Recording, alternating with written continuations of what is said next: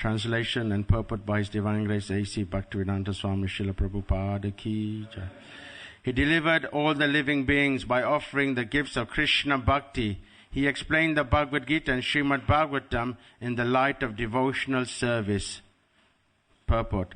Although Sri Advaita Acharya Prabhu is an incarnation of Vishnu, for the welfare of the conditioned souls, he manifested himself as the servitor of the Supreme Personality of Godhead, and throughout all his activities, he showed himself to be the eternal servitor. Lord Chaitanya and Lord Nityananda also manifested the same principles, although they also belong to the category of Vishnu. If Lord Chaitanya and Lord Nityananda and Advaita Prabhu had exhibited their all-powerful Vishnu potencies within this material world, people would have become great impersonalists, monisters, and self-worshippers than they already are, becoming under the spell of this age. Therefore, the personality of Godhead and his different incarnation forms played the parts of devotees to instruct the conditioned souls how to approach the transcendental stage of devotional service. Advaita Acharya especially intended to teach the conditional souls about devotional service. The word Acharya means teacher. The specific function of a teacher is to make people Krishna conscious. A bona fide teacher following in the footsteps of Advaita Acharya has no other business than to spread the principles of Krishna consciousness all over the world. The real qualification of Acharya is that he represents himself as a servant of the Supreme. Such a bona fide Acharya can never support the demonic activities of atheistic men who present themselves as God. It is the main business of the Acharya to defy such impostors impersonating as God before the innocent public. He delivered all the living beings by offering the gift of Krishna Bhakti. He explained the Bhagavad Gita and Srimad Bhagavatam in the light of devotional service. Om Jnanatimarandasya Jnanam Jnana Shalakaya Chakshurun Militan Jena Tasmai Shri Guruve Namaha. Namo Vishnu Padaya Krishna Prashtaya Bhutale Srimati Bhakti Vedanta Swami Tinamine Namaste Saraswati Devi Gauravani Pracharine Nirvishesha Shunyavadi Pasachadi Satarine Jai Shri Krishna Chaitanya Prabhu Nityananda Shri Advaita Gadada Shivasadi Gaura Bhakta Vrindam Hare Krishna, Krishna Krishna, Hare Hare, Hare Rama, Rama Rama, Hare Hare.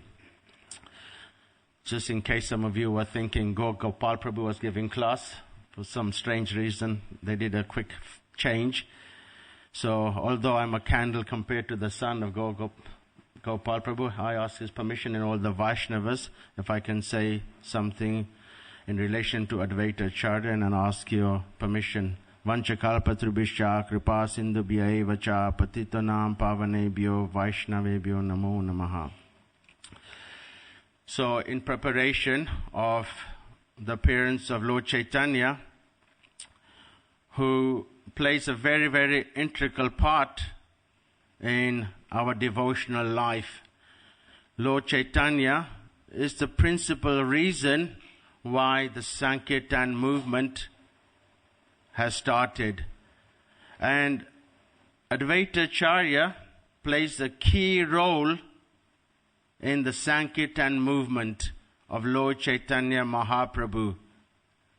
In fact, it is explained, it is due to the compassion of Advaita Acharya that Lord Chaitanya Mahaprabhu descended. It is explained that if Advaita Acharya Prabhu didn't beseech the Lord to come down, the Lord might not have appeared.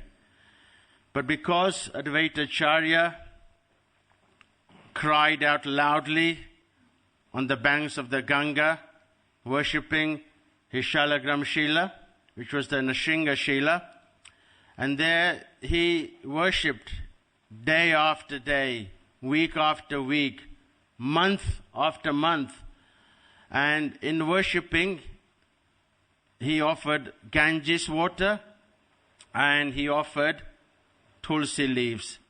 Just by this very, very simple offering just water and tulsi and prayers were powerful enough to make the Lord descend. So this is the power of Advaita Acharya. So Advaita Acharya is Mahavishnu and Sadashiva, both. It's not always easy to understand the incarnation of Advaita Acharya. He appeared, there's some different kinds of biography says different things. Some say he appeared in Shantipur, some say he appeared somewhere else. And he appeared as the son of Kubera. And he came from a very, very elevated Brahmin family. He was of a very, very high-class Brahmin. There are different categories of Brahmins, and he was of the highest order. And it is explained that the father, he worshipped Lord Shiva once. He wanted to have a son just like Lord Shiva. But Lord Shiva said, that's not possible. Only I can be who I am. So then Lord Shiva said, I will come as your son. And hence Advaita Acharya appeared. And so Advaita Acharya in that sense is Mahavishnu, and at the same time he's also Lord Shiva, which is quite an interesting combination of incarnation. And it said that once when he was 5 years old, his father, he used to work for a king, he took the 5-year-old boy to see the king. And the king was a worshipper of Durga or Kali. In those days, most of the Bengalis, they used to worship Durga. Even now, if you go, Durga worship is very, very prominent. So this king, he had a big deity of Kali, and he used to worship this deity. And when Advaita Acharya and his father came, the king offered obeisances to Kali, and so did the father of Advaita Acharya. But Advaita Acharya didn't offer obeisances. The king was a bit perplexed. He was saying, why is your son not offering obeisances?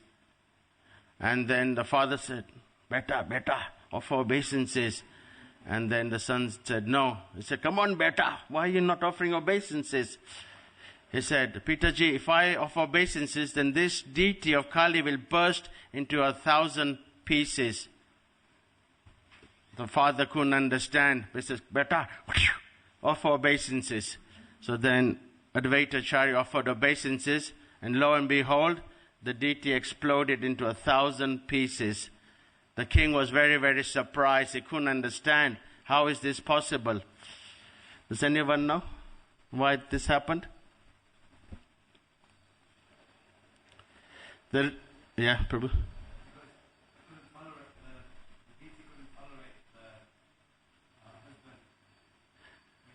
Yeah, that's right. Lord Advaita Acharya is also Lord Shiva, and Kali is the wife of Lord Shiva.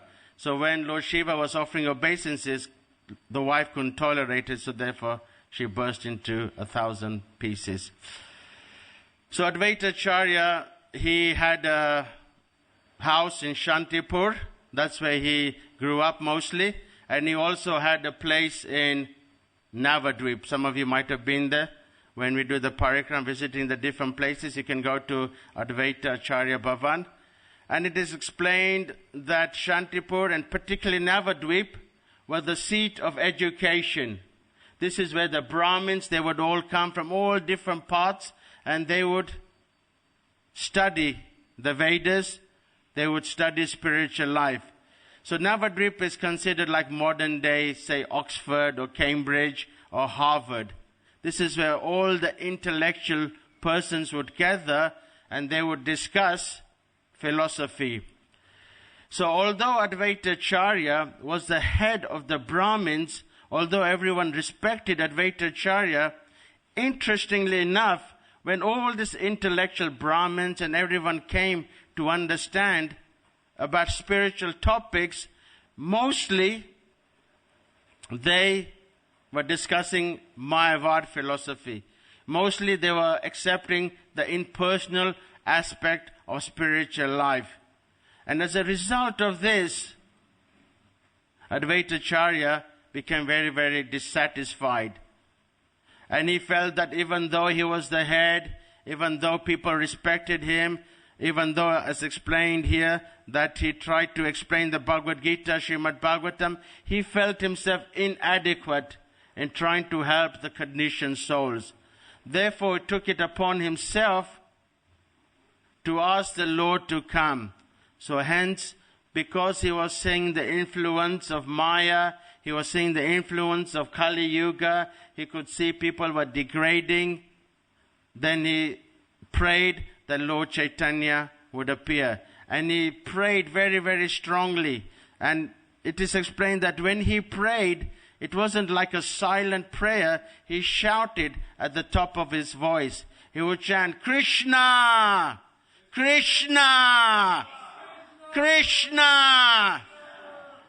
And you can just imagine this old man, he's worshipping his Shalagram Shila, and then there's this shouting of Krishna. And it's explained that this roaring of Advaita Acarya penetrated through the 7 layers of the material world, and it entered right into the spiritual world.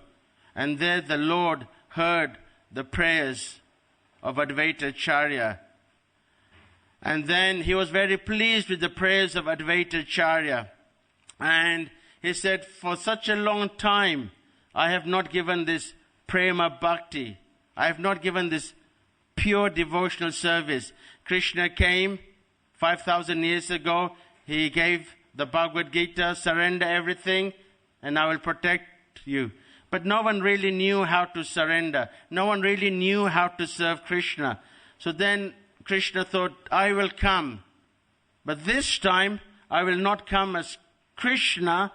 I will not come as God, but I will come as Bhakta Rupa, as a devotee. And I will teach everyone how to serve Krishna.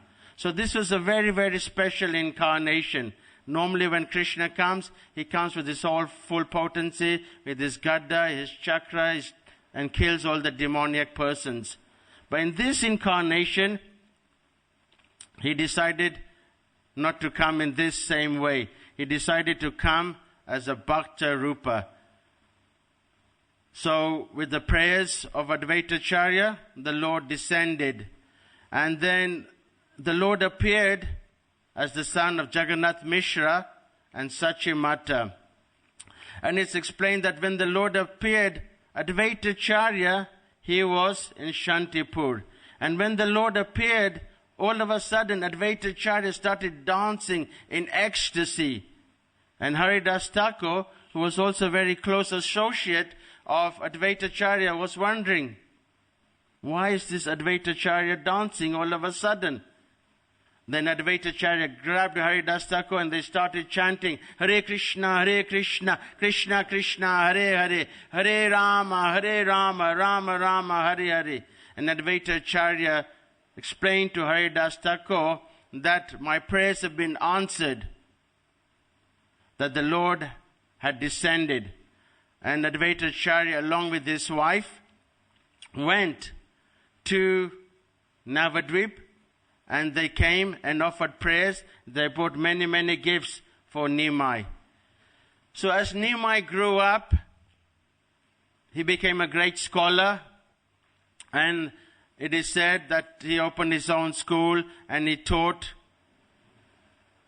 But while he was a scholar, he did not really teach Krishna Bhakti. Only after he went to Gaya and he got initiated by Ishvara Puri, that was the turning point.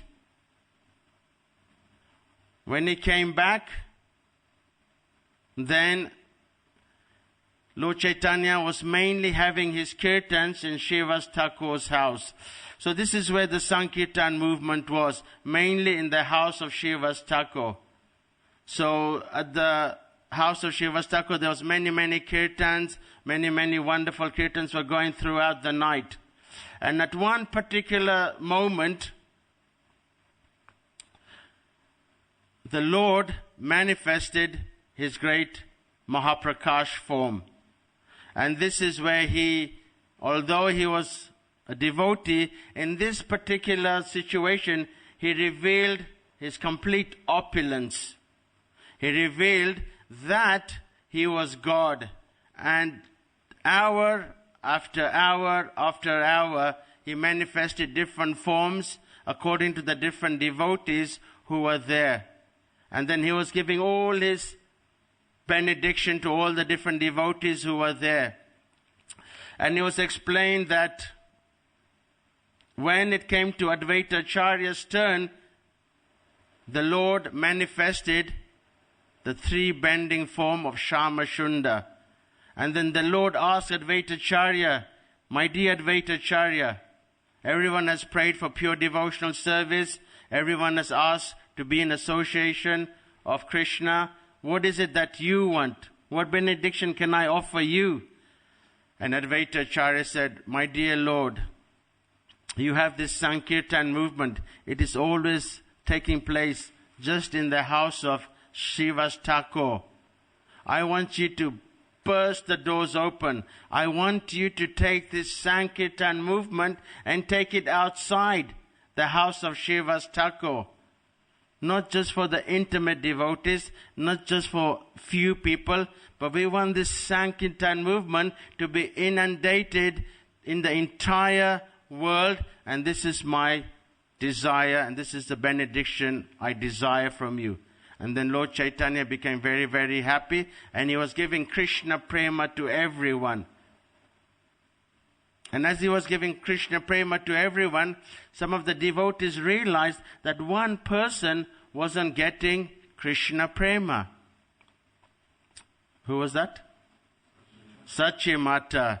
So then all the devotees were wondering, why is it that the Lord is giving Krishna Prema to everyone?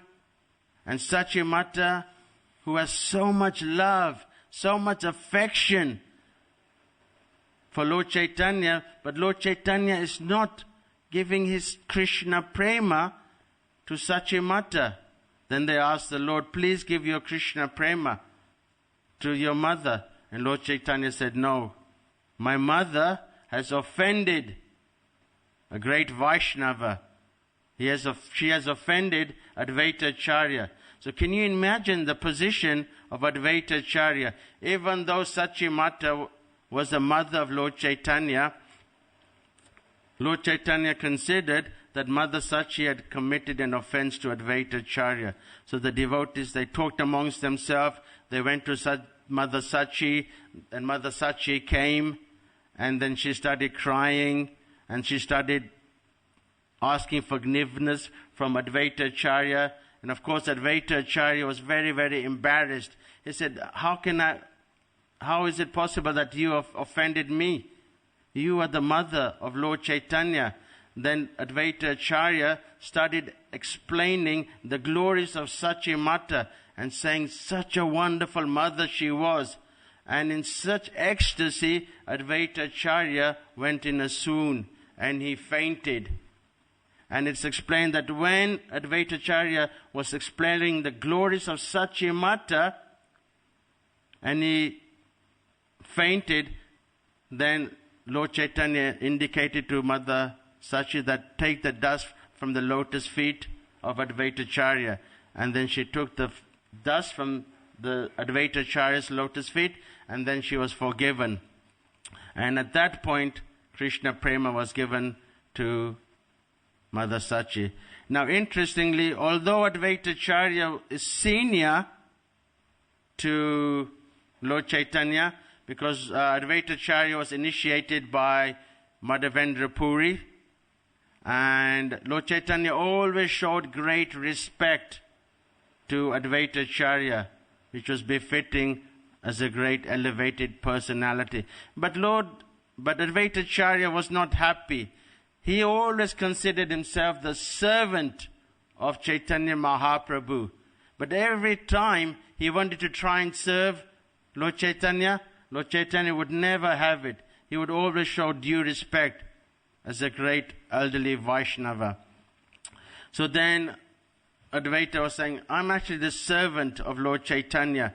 But Lord Chaitanya is not accepting this. So he devised a plan.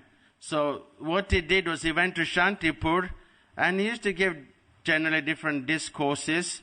And while he was giving these discourses,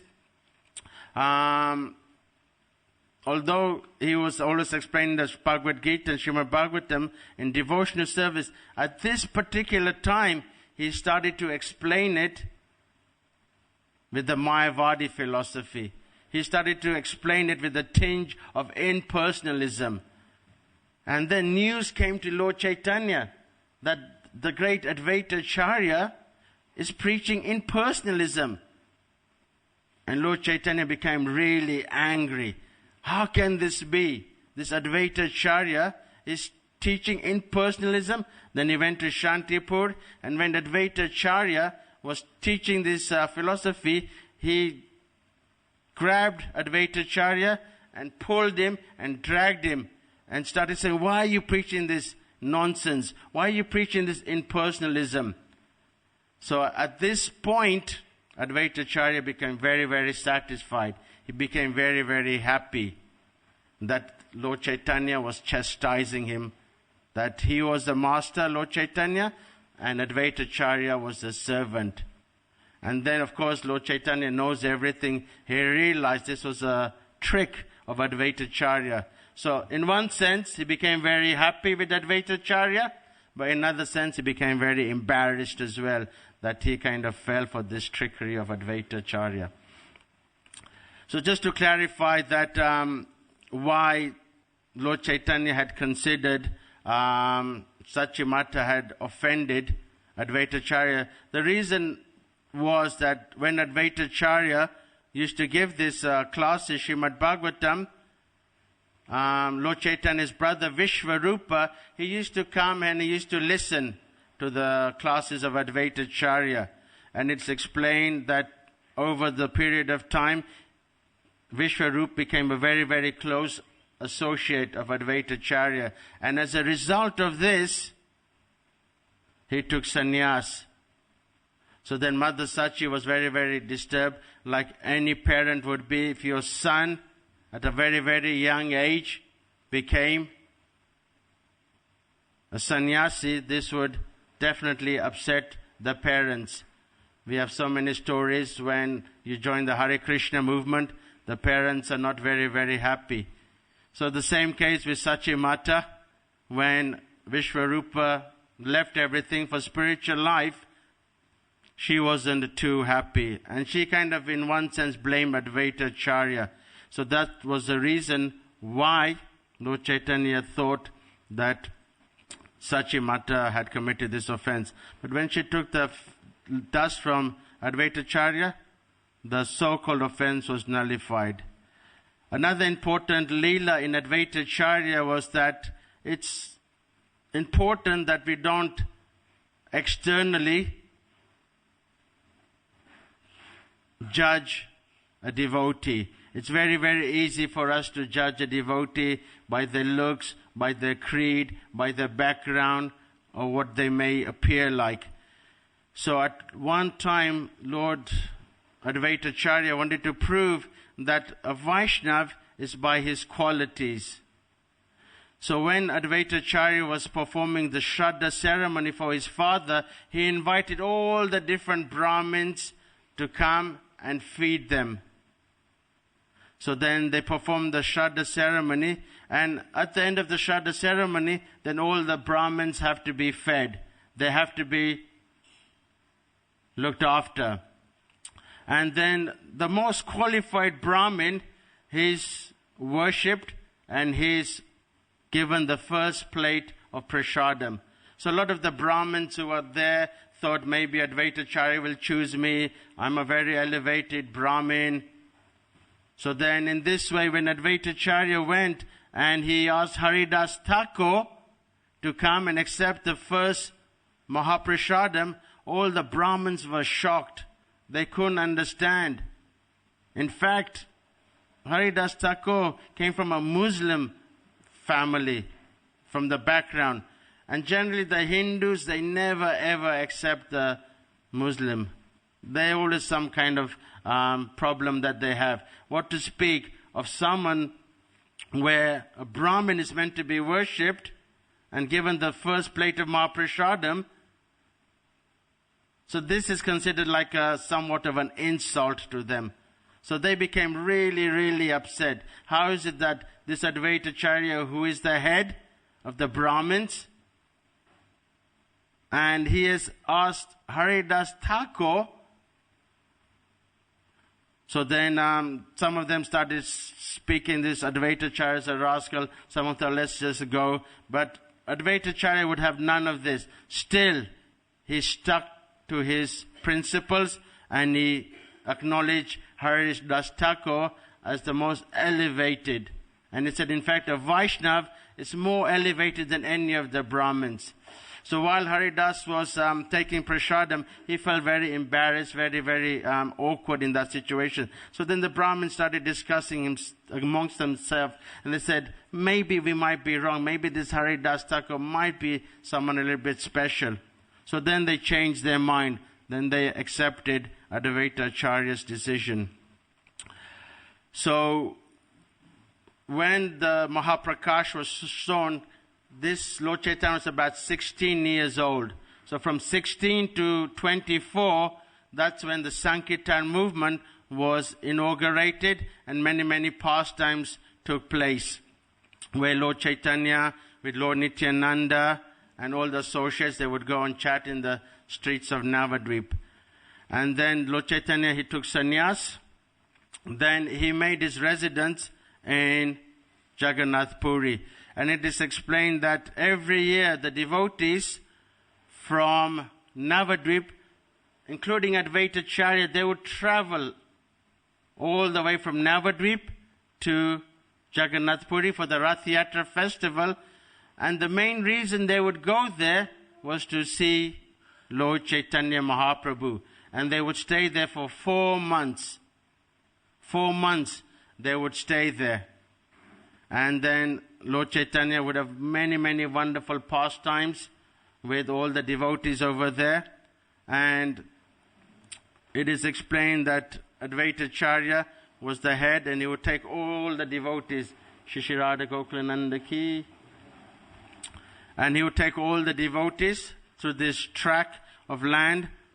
They didn't have any trains or any other kind of form of transport, so they would have to walk it. So it would take many, many weeks and weeks for them to travel to the house, to the place where Sri Chaitanya Mahaprabhu stayed. Advaita Acharya is also known as one of the angas or the limbs of the Sankirtan movement. Lord Chaitanya is described as the main trunk of the Sankirtan movement, where the Sankirtan movement flourished. And then Lord Nityananda is considered another anga, another trunk of the Sankirtan movement. And the other anga, the two main anga, is Advaita Acharya. So we have to give very, very special attention to Advaita Acharya, because he is such a close associate of Advaita Acharya, and it is because of his prayers that Advaita Acharya appeared. In fact, there's a very, very nice story. Some of you know. There was one pujari at the house of Shantipur, where Advaita Acharya worshipped his deities. And it's explained that this pujari, he would notice there was one Bengali devotee. He would come and he would chant at the back of the temple. And he would come for once a month, sometimes a little bit more often. And he noticed this devotee would come and he would just be chanting there very, very softly. And sometimes his voice would be choked up in chanting, and sometimes there was tears. And he noticed this devotee was coming and coming on a regular basis. Then all of a sudden, he stopped coming. He wasn't there.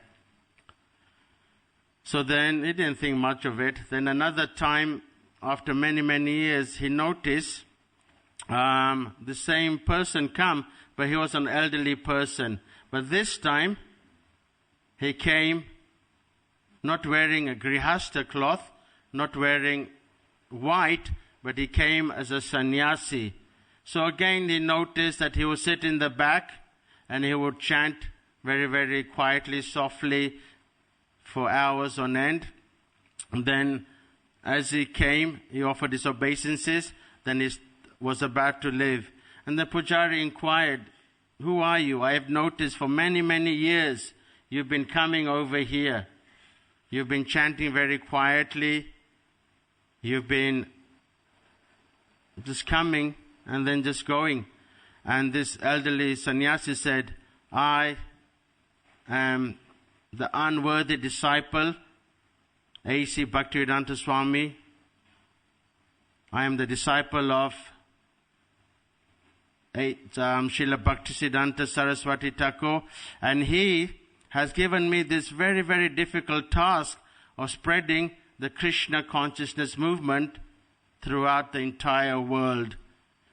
And I've been coming over here and been praying to Advaita Acarya that somehow or another that he give me his blessings, that he somehow or another empowers me, that this order of my spiritual master, although very, very difficult, that this Sankirtan movement can go beyond the shores of India."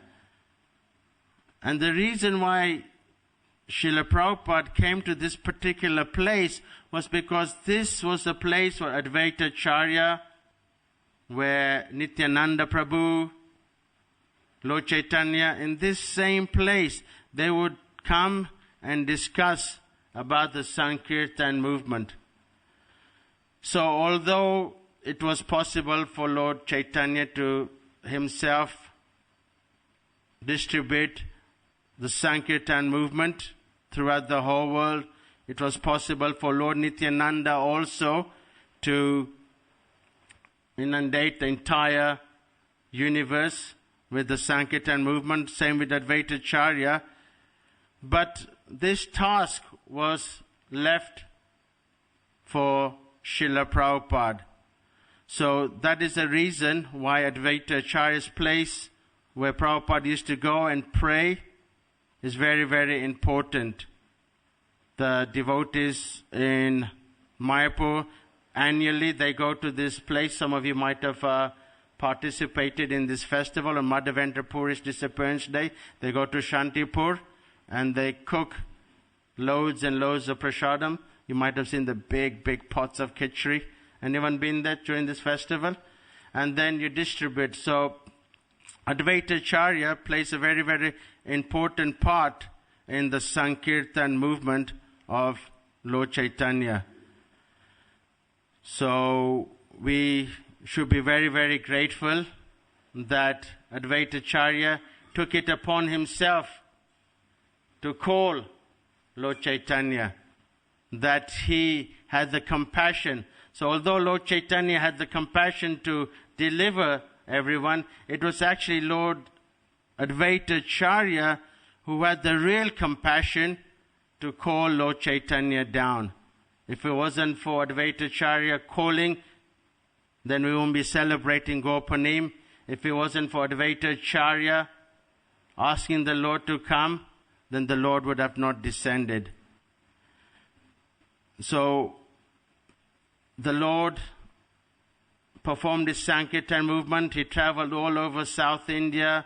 Wherever he went, whoever he met, then everyone was inundated with this Sankirtan movement. Wherever Lord Chaitanya went, everyone was chanting Hare Krishna, Krishna Krishna, Hare Hare, Hare Rama, Rama Rama, Hare Hare. It is explained that thousands and thousands of people would take to the chanting of the Hare Krishna. Wherever the Lord went, thousands would flock. And then for 6 years, Lord Chaitanya, he traveled everywhere. And towards the last 18 years, the Lord stayed in Jagannath Puri. And there he was relishing with some of his important close associates, Ramananda and Swarup Damodar. And then one day, when Lord Chaitanya was taking his prasadam, a message came from Advaita Acarya. And the message was quite interesting, and the message said that everyone has become mad with the Sankirtan movement. Everyone has become mad just like you. The marketplace of the holy name is closed. There's no more rice to be given out.